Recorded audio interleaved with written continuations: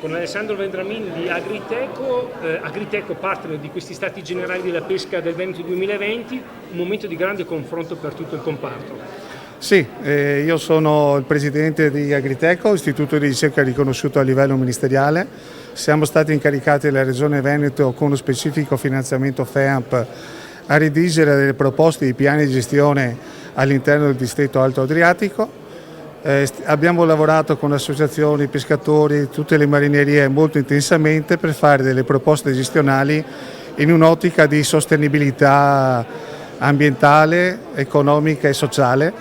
Credo che la categoria è pronta a fare questo passo, a questo salto di qualità. Noi abbiamo cercato di fare il possibile, la Regione Veneto, Veneto Agricoltura e le altre regioni e tutte le associazioni distrettuali hanno messo in campo il meglio delle loro capacità e quindi stiamo cercando di ridurre lo sforzo di pesca per quanto riguarda la pesca a strascico qui rapidi, a ottimizzare lo sforzo di pesca del mestiere delle volanti, a mettere a sistema il piano distrettuale degli attrezzi da posta nella fascia costiera e a personalizzare il piano delle draghe idrauliche delle 3 regioni altoadriatiche.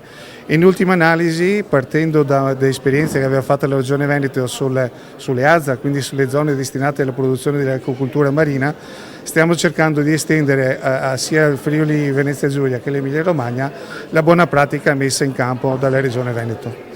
Penso che sia un'occasione per ripartire, per mettere a sistema, per cercare di far atterrare nell'ambito della catena del valore delle produzioni più risorse possibile nella parte del produttore e non nell'altra parte della filiera produttiva.